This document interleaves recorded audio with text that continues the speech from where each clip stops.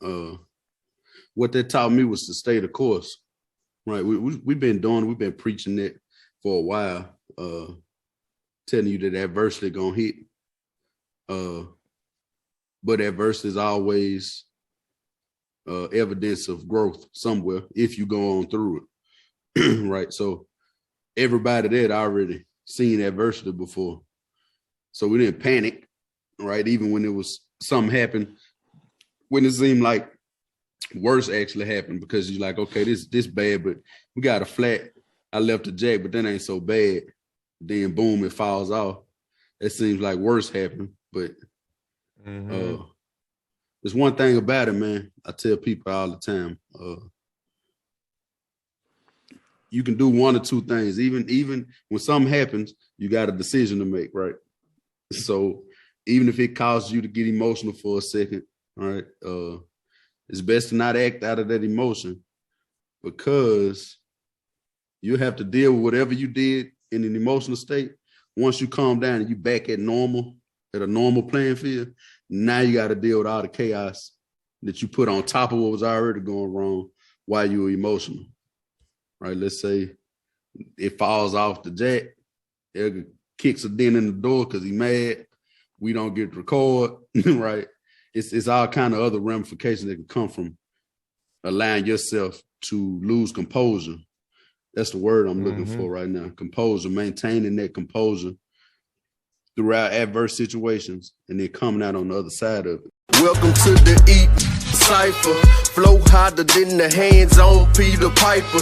And now we would like to introduce you to your rivals. It's like Ali and Tyson. The hook miss with the liking. Show nothing, Mr. Bison. Maximus and Leonidas. You were in the booth with Titans. Goons, goblins, and Vikings. It ain't really nothing like us.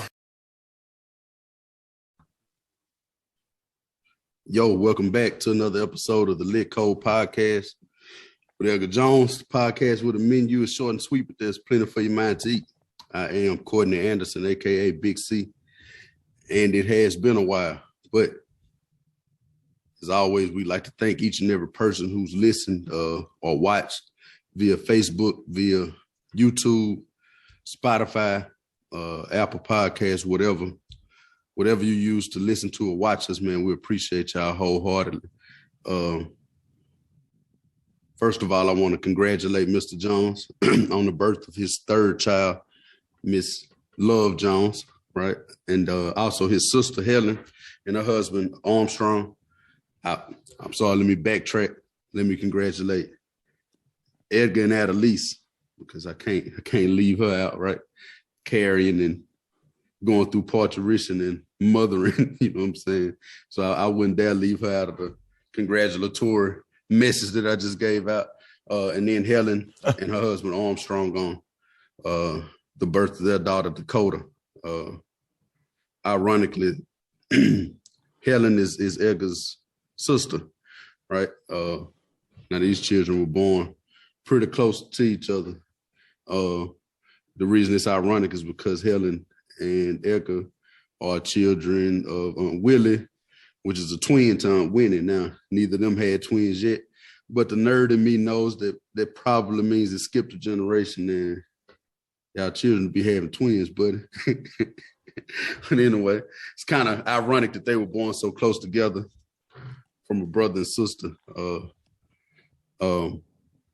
Birth is always a beautiful thing, right? Always a new life, an addition to the family, because we know that ultimately, sooner or later, we'll lose some, right? And the birth of a child always symbolizes our bloodline continuing on. And each of us evolving as we have. Edgar will be a different father than he was when his first was born. But each time one comes in, we have the task of making it a little better on the next generation, basically. So we'll teach them all that we've learned, right? Our parents hope that we did a little better than them. We hope that our children will do a little better than us. And that's our charge. So it's always a beautiful thing. And congratulations to you again. Congratulations to Helen and her husband. Now, we do have an episode that'll be sandwiched in between this one, right? And that'll be Prince's episode. we pushed Prince Daniel's episode back. It's a very powerful episode, but the reason we pushed it back is because Edgar and I got to go home and actually see each other for the first time in probably 5 years or so in person. Right? We do our thing via Zoom. We talk weekly, multiple times a week, but we hadn't physically been in each other's presence for about 5 years, and we knocked out some very, very powerful episodes while we're at home. One being just a ride around with he and I going to our old school, riding around our town, just kind of reliving some of the moments and talking about some of the things we learned along the way. Very, very, very important parts of our journey were built there in Rayville, Louisiana. So it was an honor and a pleasure to be able to ride around the city and then to walk on the track, right? And visit the nest and be in there right now. Now, it's no telling how long it's been since we've been in there together. Just on the field talking about what it was like coming up there, right? That was real big for us. And then we got a chance to sit down with the one and only Bo Barton, right? And you guys, you all responded to those episodes greatly, you know, because a lot of you had that same experience. You're from Rayville, you played sports there, even if you didn't play, if you were just a part of coming to the games, right? And watching it, your energy, if you were at any of my games, any of Edgar games, your energy was just as important as us being out there playing on the field. It was something to look into those stands or to be at a pep rally or after the game when everybody's singing the alma mater, or even just going to the grocery store or McDonald's through the week. Being a member of Rayville Sports, you treated like royalty. And that's a community thing, like Coach Barton said on that episode. That's not based on how well we play or how talented we were. It's more of a community thing because they gave us confidence. And one thing we know about a confident person, Egg and I were talking before we started recording, we talk about this all the time. We're pretty confident fellas walking around normally anyway. But you let us put on a pair of boots, right? and a blue jean jacket. And a blue jean jacket. Don't let me have a little Sherpa around the collar. And that confidence shoots to a whole nother level where you feel like you can take on the world. A kid playing a sport with confidence, you looking at stands, you know somebody out there hollering your name. Egg and I never had that problem not having nobody in the stands. If you couldn't hear nobody else, you hear Aunt Willie, for sure. Whether she knew what was going on or not, you knew she was there, you know what I'm saying, supporting. So we appreciate y'all for the support on that episode. We appreciate Coach Barton and his wife for sharing them with us. And I'm going to give it to Edgar before I talk too long, but that episode in itself, those two episodes we just talked about,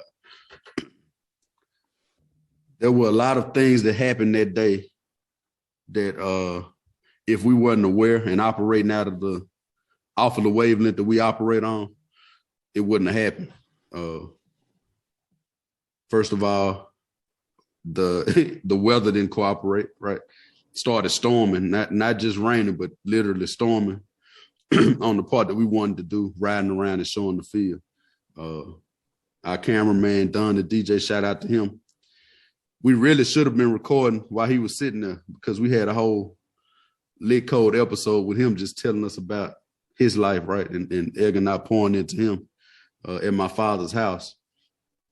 The venue that we were supposed to record at for Coach Barton, that didn't work out. Right. But we never faltered. We didn't waver. We believed that all was happening in perfect order like it's supposed to, and that we would get it done. So we did. Well, I faltered and I'll wave it when that damn tire got flat. Yeah, we getting there. I'm talking about on the front end. So we get our thing done, right? Coach Barton has a previous engagement he has to go to. We have to reroute on the venue. I was staying in an Airbnb, so we decided to do it there. But my wife and her sisters were having a girls' night, right? So now, now we got to push their plans back, right? You don't want to jump into women's plans, right? When it's involving wine and, you know, the girls dialing up and cackling and whatnot. So we had to do that, right? We get there. Edgar notices that his tire pressure is on his wife's Jeep is low, right? And it got low fast, so we kind of knew there was a flat. So we did those soap tests.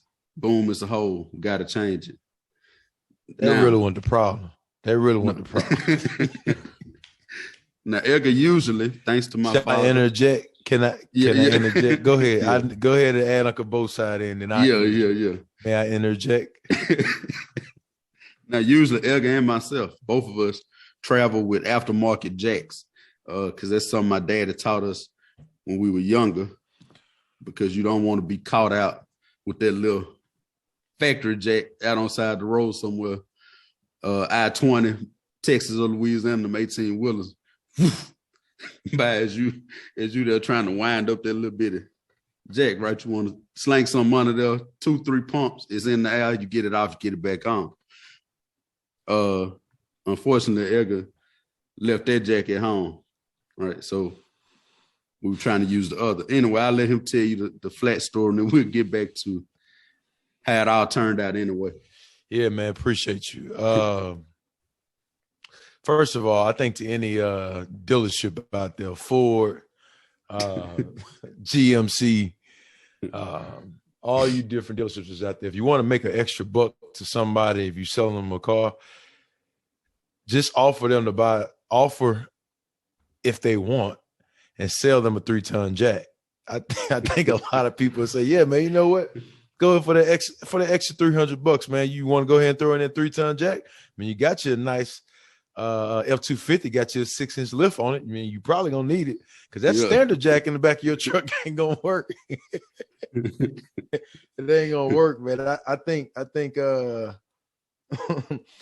jacks they put in these cars, man, these days, or the jacks that's been in the cars for quite some time, man, are just really unfair. It don't give you no chance at all, and especially for someone that does not understand on how to change a flat, which I got a story about somebody changing a flat that borrowed my 3-ton jack, and how they put themselves in a situation I never thought would be able to happen.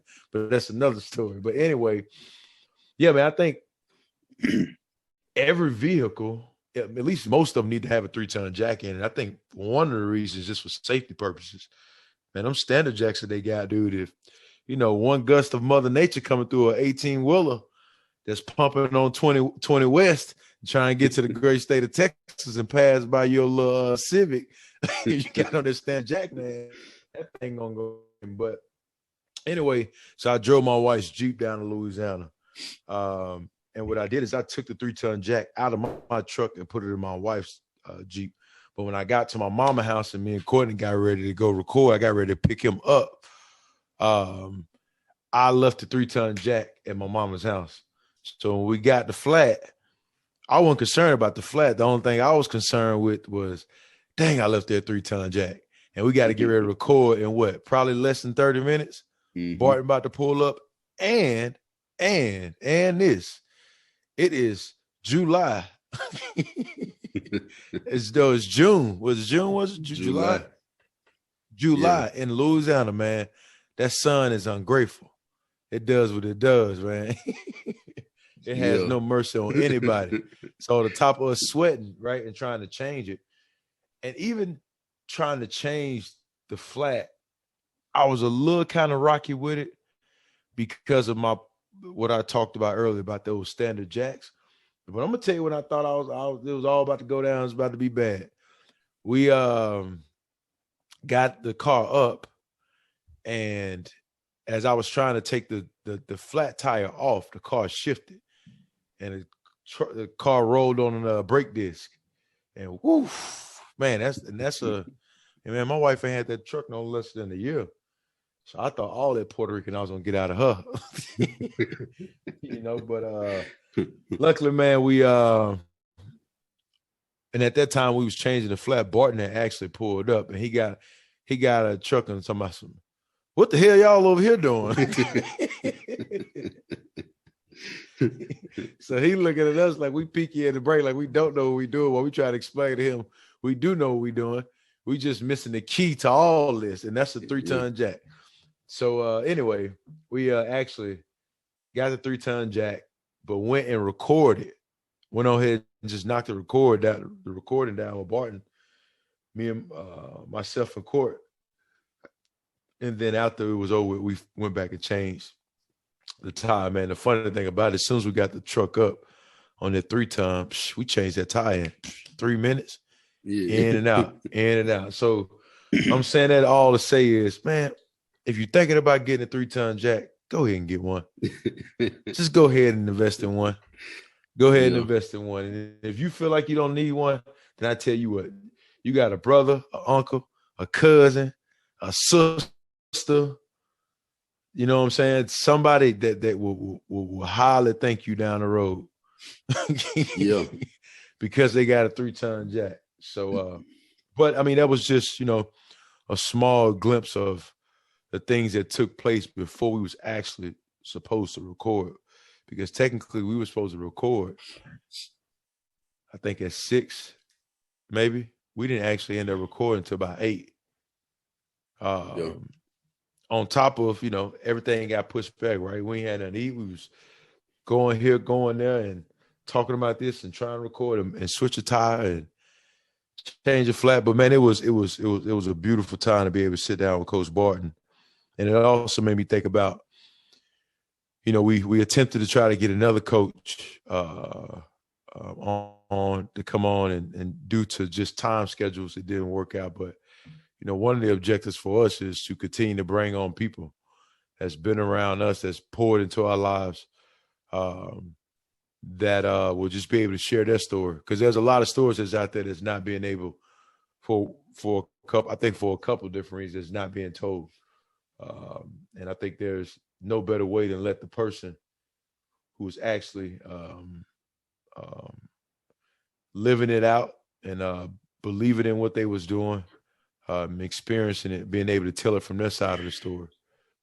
And there were some things Barton shared with us that I just didn't see because I was only seeing it from my side, so we're going to continue to do more of that, but we got it done, man.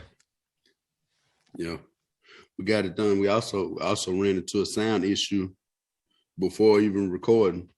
Oh yeah. We sat around another hour trying to get the wireless mics to queue up. Right. We finally got that done. What that taught me was to stay the course. Right. We've been preaching that for a while, telling you that adversity gonna hit. But adversity is always evidence of growth somewhere if you go on through it. Right. So everybody that already seen adversity before. So we didn't panic, right? Even when it was something happened, when it seemed like worse actually happened, because you're like, okay, this bad, but we got a flat. I left the jack, but that ain't so bad. Then boom, it falls off. It seems like worse happened. But there's one thing about it, man. I tell people all the time, you can do one or two things. Even when something happens, you got a decision to make, right? So even if it causes you to get emotional for a second, all right, it's best to not act out of that emotion, because you have to deal with whatever you did in an emotional state. Once you calm down and you back at normal, at a normal playing field, now you got to deal with all the chaos that you put on top of what was already going wrong while you were emotional, right? Let's say it falls off the jack, Edgar kicks a dent in the door because he's mad. We don't get to record, right? It's all kind of other ramifications that can come from allowing yourself to lose composure.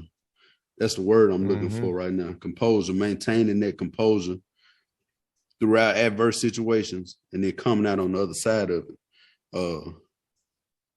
Because we could have said, that's that. because my wife and her cousin started coming. Her sister was there, right? Now, the beautiful thing was Coach Barton's wife was there, right? My nephew played for Coach Barton last year. They won the championship together. 2 of my nephews did. Well, my wife's sister are those kids' mother. So when she saw Coach Barton's wife, like they really kind of started partying before the party started. They, had good, genuine conversation, laughed and talked around while we were getting ourselves set.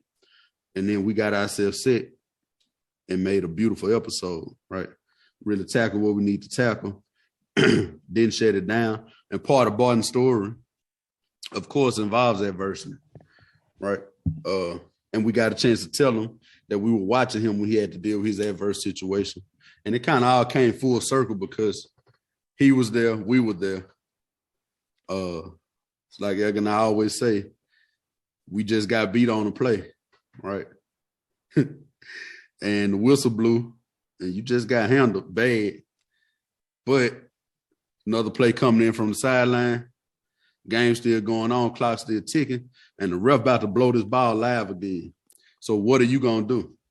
You going to lay there? You going to ask to come out the game? Or you going to put your fingers back in the dirt and do it over again and try to win this time, right?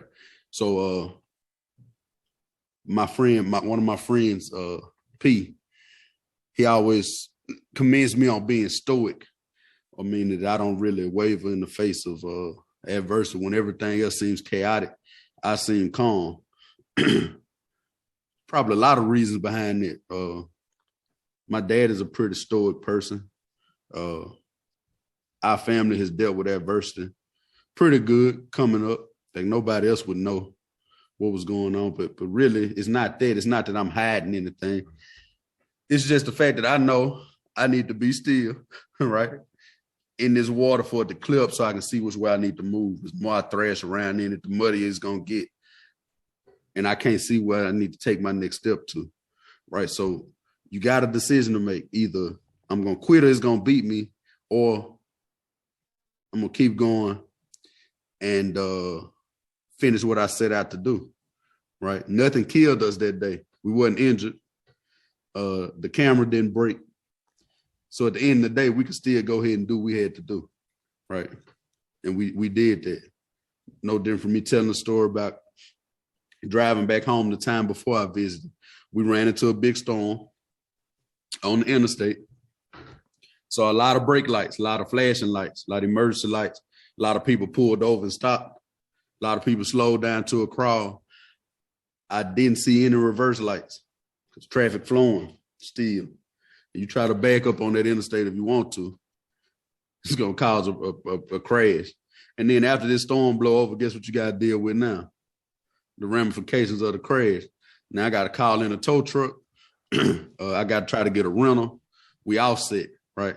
The destination was still the destination no matter how bad that storm was. So even if we had to pull over, we had to stop for a while, we had to slow down. The mission was still the mission. The destination was still the destination. We wasn't going back against traffic. And in life, I think that's what a lot of us do. And we wonder why we run into so many crashes. It's because we see that wall up or that bit of adversity and we want to back up and run from it. But life's still happening, right? It's a whole lot of stuff that Elgar or myself could have quit on a long time ago, right? Life was still happening though. And we couldn't. If we did, we're not here talking to y'all right now. You know what I'm saying? It's a saying, I'm gonna give it to Edgar, but it's a saying that if you're here, this guy typed this out. He was like, if you're reading this, you have defeated 100% of your worst days in life. If you're alive, Edgar looking at me right now, I'm looking at him. This is evidence that we have defeated 100% of our worst days, right? A major death in the family, time we were injured or hurt, time we were at our lowest. It didn't kill us, we here. You know what I'm saying? Even if you still dealing with something from it, it didn't beat you yet because you still here. 100% of it, right? Whatever his worst day was, he didn't beat it because he here. Me too. So have confidence in that. when the next thing show up, hey man, I done beat it this long. You wake up, you look around, I can smell, I can see, I know who I am. I'm in my right mind. I got a chance, right? And the mission should still be the mission. Don't waver from it. Stay the course. If there was anything I learned from that weekend, that's what it was. Stay the course.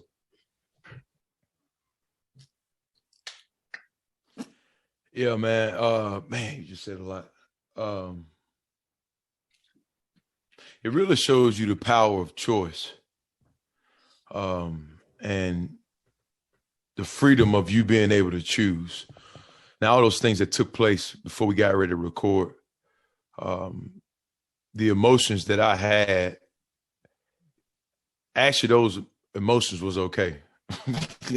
Emotions were given to you for a reason, and for a good reason. Now, what I chose to do with those emotions was the key to that. The freedom of choice, man. You hear people say that. I mean, we've said that before. I think about being in sports. I've heard my coaches say so many times, man, control what you can control, control what you can control, control what you can control. And I think what I've started to learn, that life gives us thousands and thousands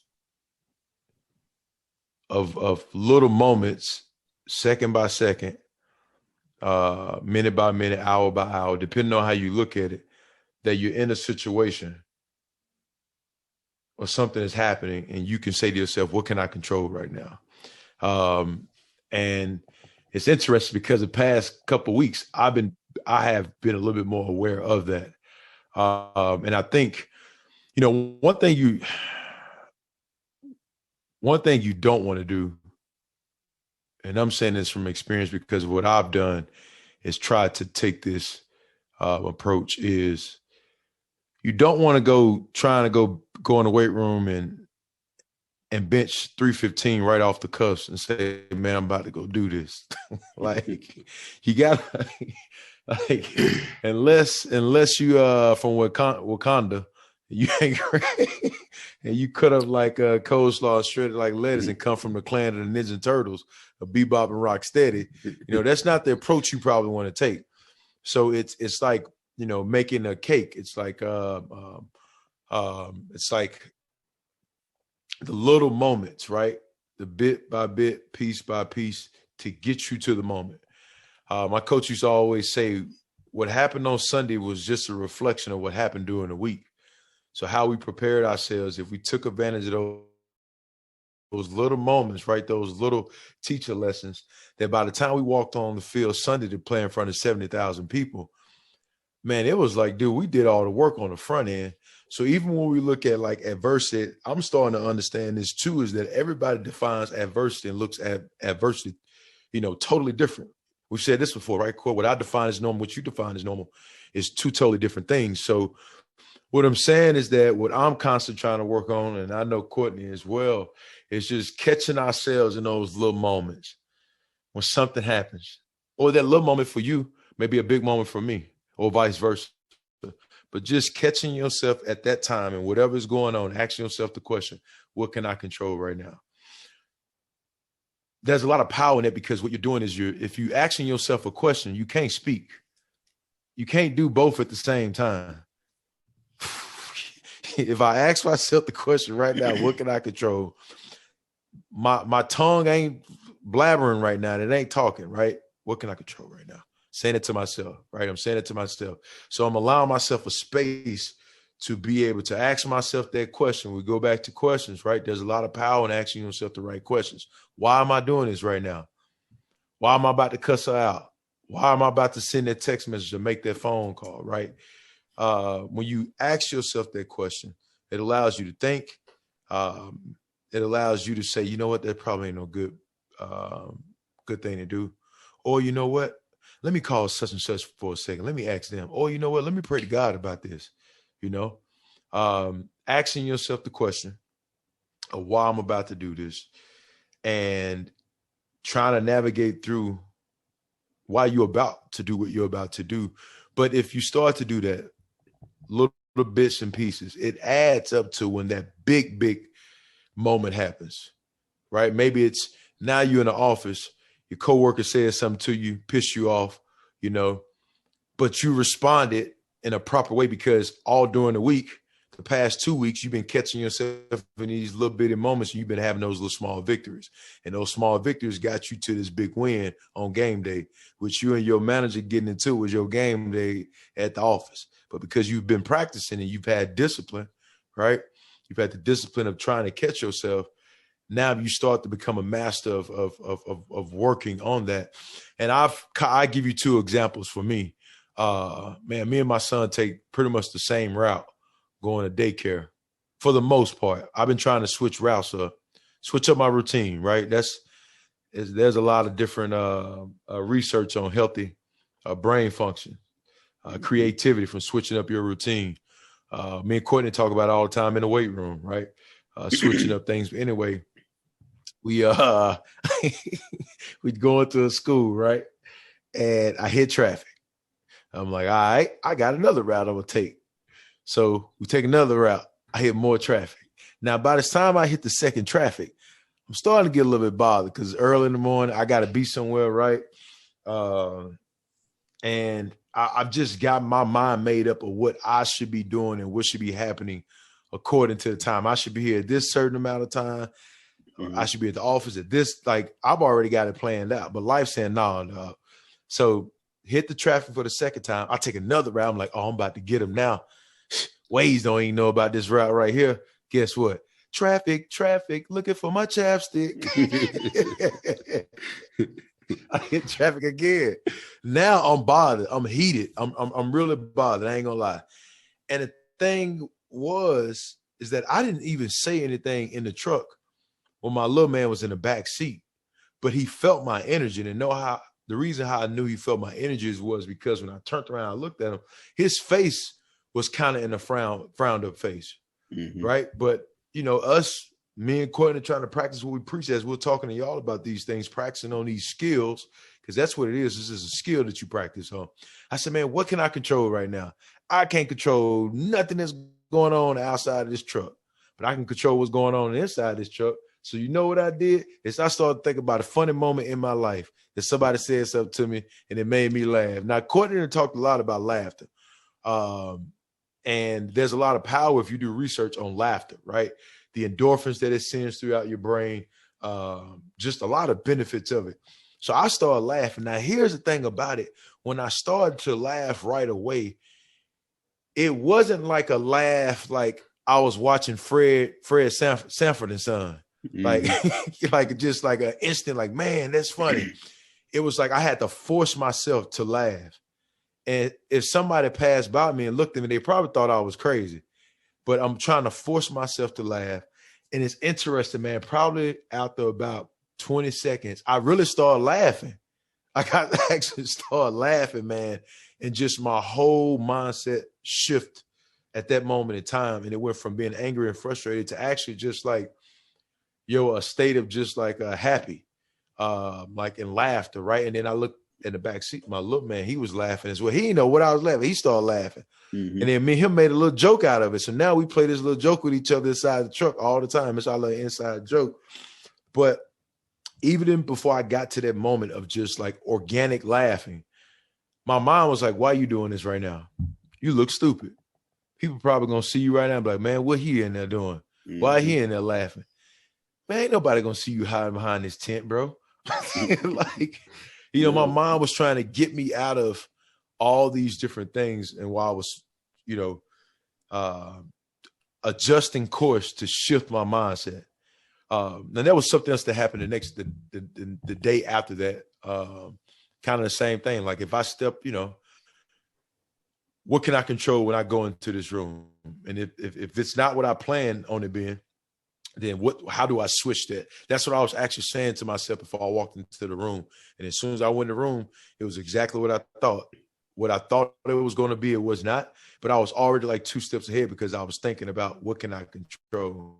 Mm-hmm. So I'm saying it to say, man, that we have choices and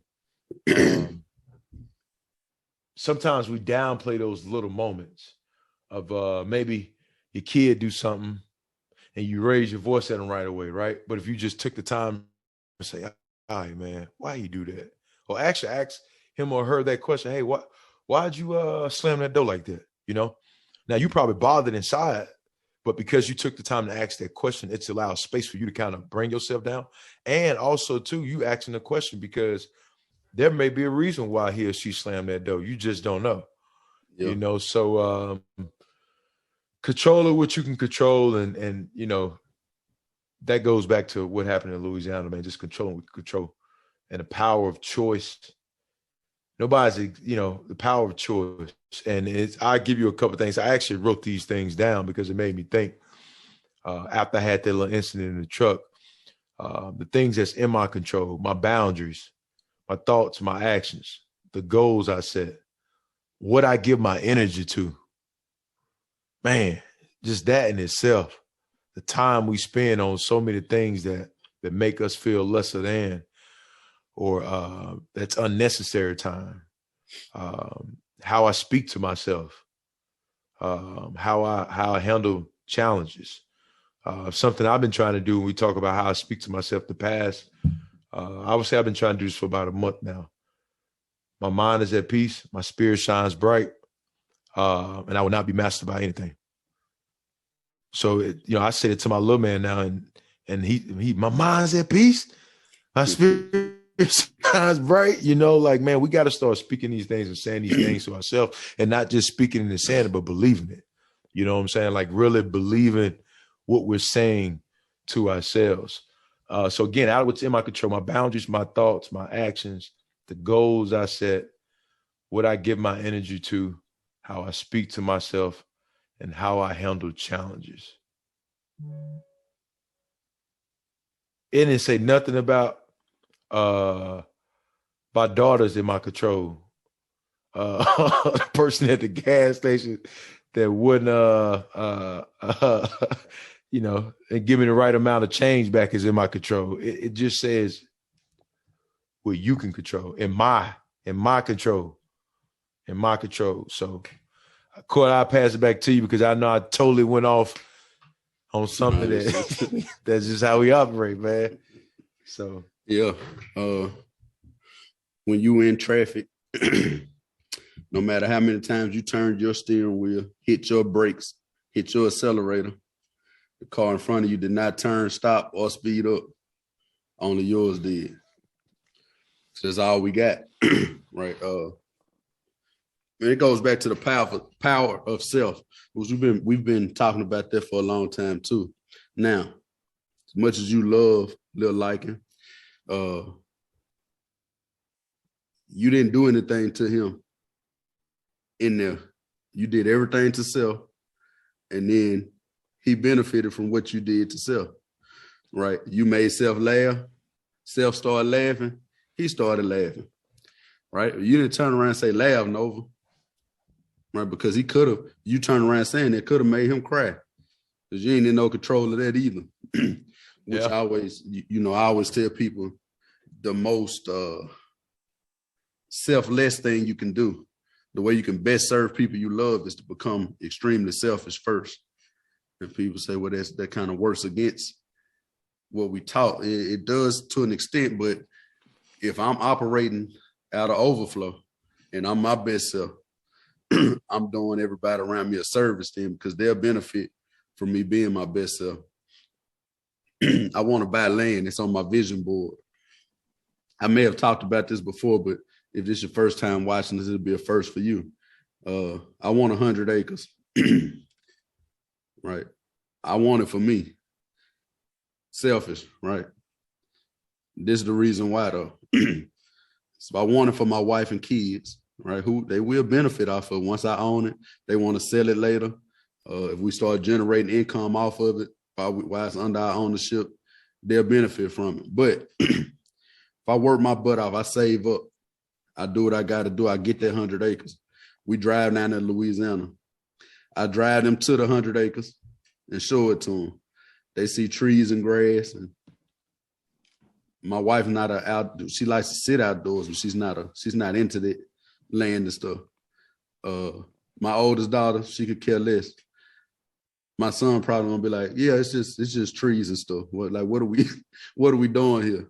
And if I was doing it just for them, then I would be disappointed at them for not liking or wanting what I wanted. Right? That's a dangerous game. In all this that we're talking about, once you find your way into settling down and meditating on better thoughts, happy thoughts, that's all Edgar just did too. He meditated on the time that somebody made him laugh. He started to sit and think only on that thought, and then it brought up laughter. Now, let's say Nova wouldn't have laughed, right? And he was still in a bad mood. Let's say your mood had put him in a bad mood. He was still in there. You can't be upset with Nova. You can't expect other people to handle things the way you would handle them. Which goes back to working on self and controlling what you can control. I help my daughter with her homework now. She's 12. And it's hard because sometimes I get frustrated, right? Backstory on me, I started school when I was 2 years old. I was a 16-year-old senior, graduated. I was a 20-year-old senior in college. School's always been pretty easy for me. I got out of there, boom. Now my child looks like me. She's my child. So what I've done is I've set an expectation on her out of the thin blue sky. I don't know where it come from. I guess just because she mine, I expect her to grab things and know it and go with it, right? So when I'm helping over the homework and she's not getting the concept, it's simple to me. Simple to me because I went to school from age 2 to 21, right? I've already been through this. I already understand this concept. It's simple to me. When she don't get it, I get frustrated, right? And if I talk out of frustration, then I'm going to holler at her. I'm going to ask her questions that are condescending, like, why can't you get this? Why don't you understand this? It's simple. Don't you see this? She's not going to say it out of respect, but she should say, Daddy, no, I don't see it. I don't get it. I hadn't had the same experiences as you. That's a big, important thing right there in itself. She hadn't been through it yet. She don't understand it. But I done set some expectations on her based off the fact that she mine. And now I'm also basing expectations on her like she's been through the same experiences I've been through to know this concept. And she has it. Now, somewhere along the line, after she learns it, she is going to know it. And then she might get frustrated when somebody under her don't get it. But that's a dangerous thing. It's almost insane because you're getting upset with somebody based off something you know, not what they know, not what they've learned, but what you know, and you want them to be just like you with it. It'll never happen. Never. You'll always be upset. Edgar said it the other day while we were on the phone that our expectation sets our frustrations, especially when we're expecting something outside of self, right? So it's a very important thing he just talked about. And it all really boils down to those little decisions Edgar talked about making, that practice he's talking about. It all boils down to light versus dark, right? Clark Kent versus Superman, the regular you versus the gremlin, God versus the devil, whatever you want to call it. That's what's going on the whole time. That's what you decide in between. Somebody cut you off in traffic. That first thought, damn, let me cuss them out. Second thought is, ooh, we didn't have a wreck. We cool. Let me just fall back a little bit. I don't need to follow them so close. That's all it is. You're practicing on that. Let me tell you why it's important to practice on it. Eric and I also talked about a concept a while back. We practicing on air, right? You'll feel like you're getting real, real good at this, right? And then coach will call and say, all right, one's on one. Now, we've been practicing on air looking damn good, right? Everybody's locking step. Everybody right where they're supposed to be, how they're supposed to be there. Then they call first team D over there. Now you got some real adversity, right? Now, even in that, it's cool. But then there's Sunday in Edgar's case, where even first team D might not have had the set of likings they're going to have over there. First team D might even care about you a little bit. And they might hit you as hard, but this other team want to kill you, right? Now, you practice for it. You've been practicing for it. You've been doing good. Sometimes you still going to get knocked flat on your ass, and you done everything you're supposed to do. This is where the practice comes in at, though. If the light has been winning, right? If the light's been winning this whole time, you've been practicing and you've been choosing to go with your light side, meaning the side that's optimistic. Then when you get knocked on your ass, it's going to say, hey, man, let's get back up. Another play coming. Not, damn this, let me take this helmet out. We about to fight or I quit. So what I'm saying is, it don't always mean you're going to necessarily win now, but that goes back to what you define as a win. A lot of times there are a lot of big wins in defeat, if you're aware of them. All right, we talked about that concept before, Edgar. Something we're working on, we'll put that into literature. Why don't people give game balls after a loss? Did we just play? Did we stink up the joint the whole time? Somebody played great. You know what I'm saying? Sometimes everybody did exactly what we supposed to do. Something that was out of our control just, happened, and we didn't come out victorious officially, but there's victories in it, right? Yeah. So that's what it's about, man. Every time you make that right decision throughout the day, every time you let that light side win, you do what you know is right and positive, it gets stronger and the other side gets weaker. Now, when Edgar was in that truck, the other side tried. He's still there. He tried. Man, you're gonna look stupid.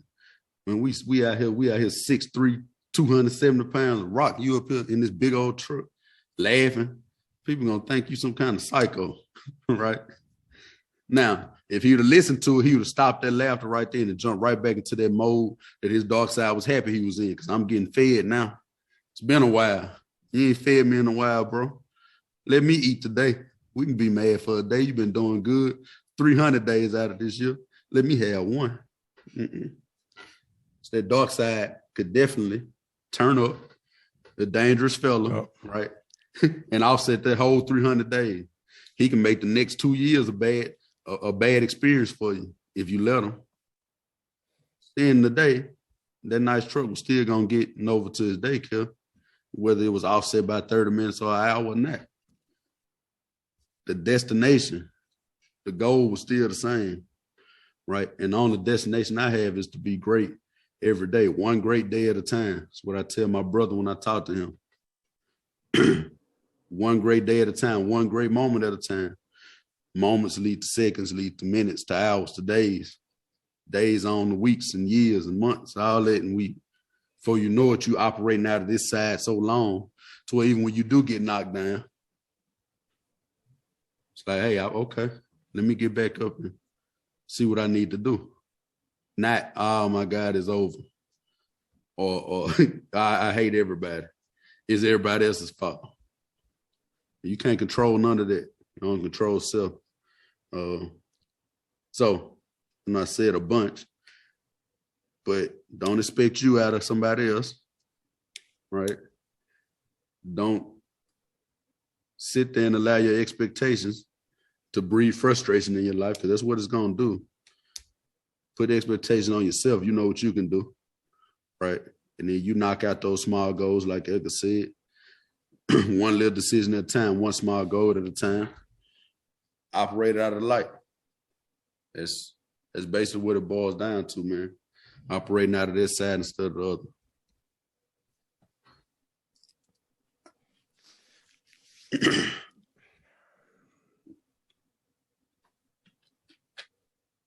Man, you can be. I think we've evolved as a world now where we're rich in information. We're rich in information about places, people, things, drama situations, but we pour an insight of ourselves. And that's extremely important. That's extremely important, man. Just having really good insight of yourself. And with the access of that little rabbit hole device that you have in your hand, or you listening to right now, or that's sitting to the side of your cell phone, you can gather a lot of information, man. Be rich in just information, rich in data, and be poor in insight. And that's just the importance, man, of just spending time with yourself. Don't be afraid of that. It is scary. It is very scary, especially if you try to run from things and mask those things with other things. Part of when individuals have dealt with addiction, which I have, is that I'm masking and trying to do something to cover up what's going on from an internal standpoint. But just allow yourself little moments to spend time with yourself and ask yourself the questions. And start to take these little things that we've said, or maybe you've heard somebody say something to you a while back ago that didn't come from me and Courtney, but taking these little steps to start putting the steps into place to actually start working on doing these things, and spending time with yourself. For me personally, man, I've, let me see. I think it's 200. I don't know if I shared this with you guys, man, but I have decided to go complete sober. So no alcohol. And I'm on, and I'm going to tell you what it allowed me to be able to do. 280 days. So, man, I'll be hitting January the 10th to be my 1 year of sobriety. And it's actually been a quite interesting, fulfilling journey of things that have came about. And one thing that me being sober has allowed me to do is it's actually helped me to be able to go deep in my faith, man. For me personally, it's really allowed me to be able to do that, because I just realized that through that battle that I was not really giving it over to God. I wasn't really surrendering it, so and believing about the power of people being healed. So for me, it's allowed me to go on my faith, man, and really be a lot more intentional on the time I spend in my meditation, a lot more intentional on the time I spend in my Bible. Because I've looked at it like this, that I give a lot of time. I give time to working out. I give I made investment in my body. So one day it finally hit me, like, if you're going to give this much time to yourself from an external standpoint, why would you not give that much more time or more to work on your spirit? And it took me quite a bit of time to get to that place. But before I even got sober, I used to be back and forth with it. But now it's like, man, I've traded something off for something else. And I think we talked about that on another episode. But it's really allowed me to be able to go more into my faith, man, and get a better understanding of how I was created and what's inside of me, and allow me to truly walk in a space that I'm free. I'm free from my guilt and my shame, man, and my mistakes. And I can first just love myself and be at peace with myself before I start to come into the room and be at peace with others. And of course, that was a fearful journey. And man, you got to peel back some layers, man, and look at some scars you got, some wounds that's still sitting there, probably ain't healed yet. But if you don't do it, who's going to do it? And I feel like a lot of things that we're battling with and dealing with right now, some of it is self-inflicted, because of just our own doings and our own choices. I know for me personally, it was, but just be okay with being by yourself and working on yourself. Start off just 5 minutes a day. Say, man, 5 minutes. That's what I'm gonna start off with. This first month, it's gonna be 5-minute November. 5-minute November. 5-minute October. So for each day, you're gonna get 5 minutes. So just put your phone aside, get somewhere quiet, and just be by yourself. And allow them thoughts to kind of flow. Give special attention to some things that's going on. Maybe you need to go talk to somebody about it. But through us doing this and working on this, and this actually being a daily routine in our lives, there will be a lot of benefits from you doing these things. And I think when you really look up, you'll be very proud and thankful in decisions you make. And here's the other thing. I'll say this, and I'm done. Quite frankly, man, we need to be a good steward in what's been given to us. I haven't always been a good steward in what's been given to me, from finances to time to relationships to gifts, a gift that's been given to me, talents that's been given to me, just everything. You think about it, before we came into this world, we came in this world naked with nothing, So the things that you have now have been given to you for a variety of different reasons. So I think there's something to say about being a good steward and what's been given to you. So the time that's been given to you, while you still got it, be a good steward in how you spend it. Congratulations on your appreciate you. Sobriety. Also, we had talked about it in another episode. It's entitled Full Capacity. So anybody who may have time to go back and check that one out, check it out. Because the concept of that is basically that we're always at full capacity, meaning if I start something new, I'm going to have to cut out something else to fit that in. And something else don't have to be what you thinking. Like, doesn't mean I got to spend less time with the kids. Now, sometimes you just cutting out doing nothing. You filling it in with the space of you doing nothing. Wasting time. But oftentimes when you decide to take out something that's a negative and you're aware of it, you can intentionally replace it with something positive. That's what Edgar just talked about doing. So again, congratulations to him on that. Because substance is a dark side fertilizer, whether you want to admit it or not. And so I'm just gonna touch on this right quick. It don't have to be substance for you to be addicted to it either. Right.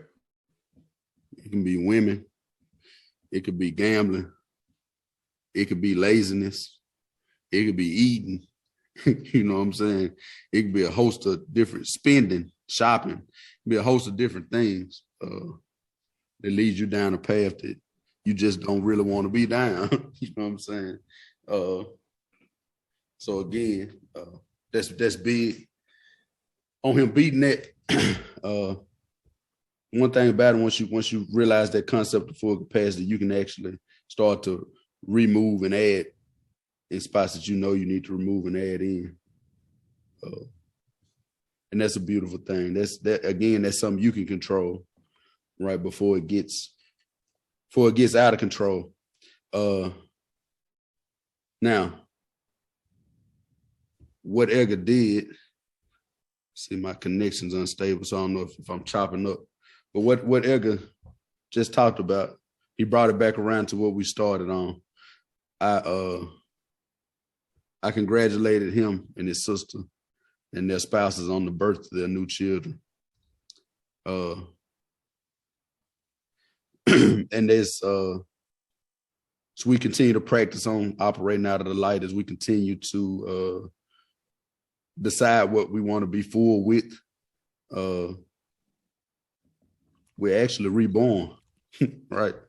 You're actually going to start becoming a newer creature. You're going to start evolving. And the process of evolution is you're actually becoming something greater than you were before. That's birth in a nutshell, right? With a clear mind and a clear space head. He said something earlier. One of your the things you can control, or the things you give your energy to. Another is what we take in. Kind of work hand in hand. What I give my energy to, what I take in. If you're controlling your capacity by not taking in certain things, your mind will operate from a clear space. Different thoughts will come into your head. That's conception.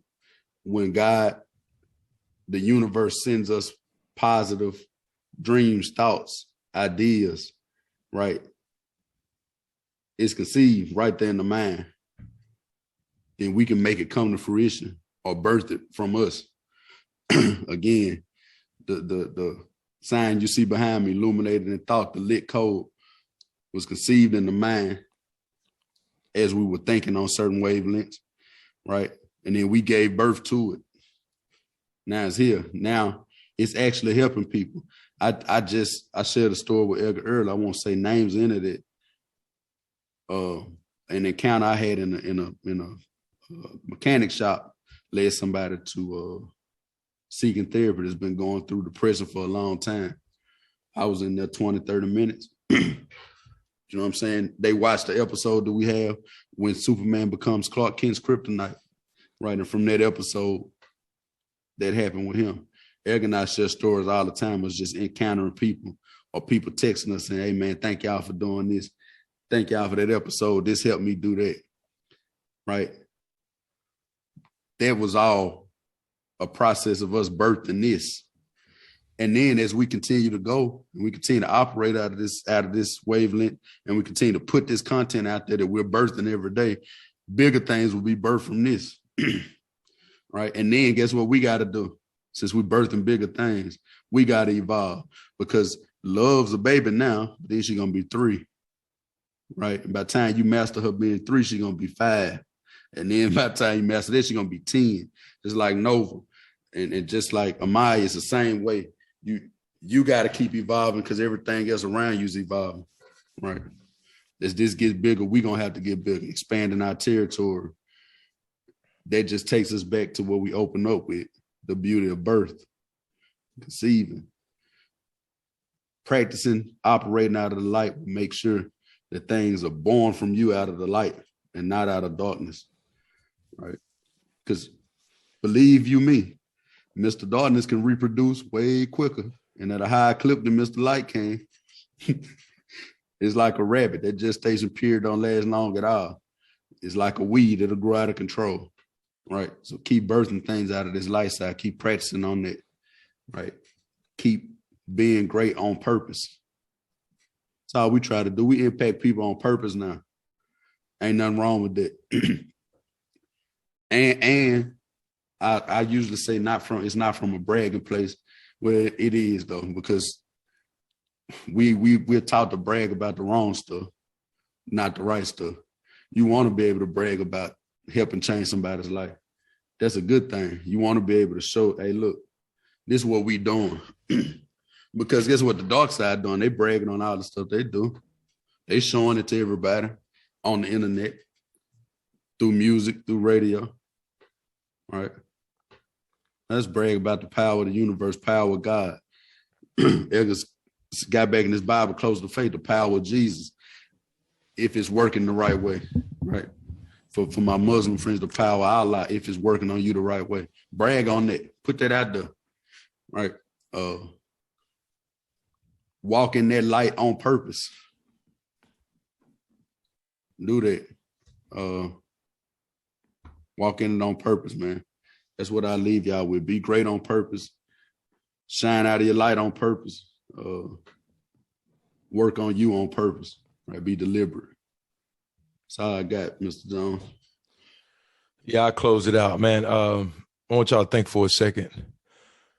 You know, whether it's been Christmas or it's been your birthday, when you've gotten a gift, somebody gifted you with something. And it was something maybe you was looking forward to, or something that you probably wasn't thinking about, but you really were excited about it. think about that for a moment. Somebody's giving you something on your birthday or Christmas that you've been really, really excited about. And you open up the box, you pull the paper back, you open up the box, and inside this box is whatever what was given to you. And you're excited. You don't have to enhance that to make it any better. Whatever that time you got that gift, I mean, you just like, man, this is the truck I got, the most truck I got, man. And you take it out of the box and you start driving it right away. You don't think about how can I enhance this and make this better, right? Because it was given to you, it was a gift. We got to realize that with the gifts that's been given to us in our life, man, we don't need anything to enhance it because it's a gift.